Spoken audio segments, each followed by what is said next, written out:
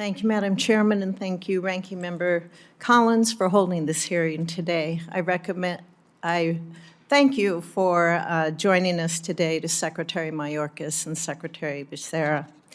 As I said last week, there is a national security crisis at our southern border.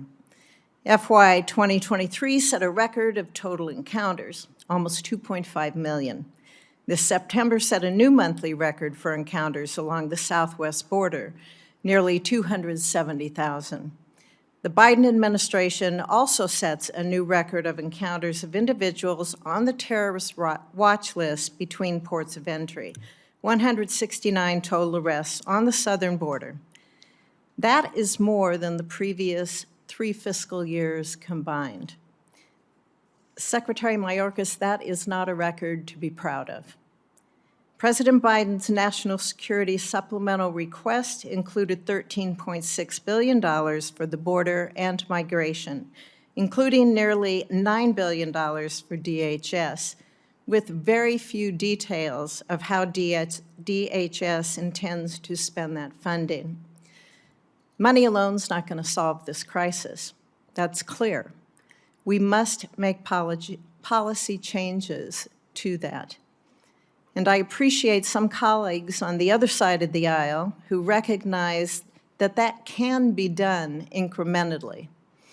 Whether it's tightening our asylum standards or limiting the use of parole to case-by-case basis, policies must be enacted to stem the flow of migration to our southern border. We've come to this hearing today to address emergencies. Natural disasters are emergencies. Our southern border is an emergency. Helping our friends defend themselves against brutal attacks, that's an emergency. But the latest supplemental request really stretches the definition of what an emergency is. For example, I agree that the child care shortage is a crisis, and that thoughtful and sustained attention is necessary. However, we need to be honest with the American people. We have to differentiate between emergency spending and long-term investment in our national priorities. The Child Care Development Block Grant is a bipartisan program with a storied history that should be supported, and it should be improved. ARPA created the Child Care Stabilization Fund to instead support a new program that had a firm expiration date of September 30th, 2023. The program in ARPA was created through a partisan reconciliation package to address what we were told was the immediate child care emergency caused by COVID and prolonged lockdowns. COVID emergency funding was never intended to be indefinite. This committee knew it would expire. This Congress knew it would expire. The Biden administration knew it would expire. And Mr. Secretary, you knew it would expire. Knowing that it was set to expire in September of 2023, in your FY 24 budget request, you requested $9 billion for the Child Care Block Grant Program.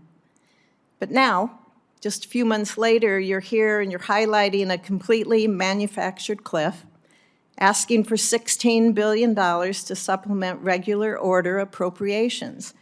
That's not how to effectively run a government, and it's a concerning trend throughout this request. As a government, we cannot continue to bolster certain priorities through unsustainable and really unreliable year-end emergency supplementals, instead of addressing priorities through regular order and budgeting. So, Secretary Becerra, you state that if Congress does not provide additional funding for the COVID Emergency Child Care Fund, working families across the country are going to suffer the consequences, with higher out-of-pocket costs, fewer options for care, more women leaving the workforce. And none of us up here want that. Not one person up here wants to see that happen. But my question to you is this. Do you believe that throwing in a request for $16 billion for an expired program into an end-of-the-year emergency supplemental request is an effective way to address one of the most pressing issues facing families? Why didn't you address it in the budget request? You know, I joined this committee, and I thank the chairwoman, I thank the ranking member for following regular order.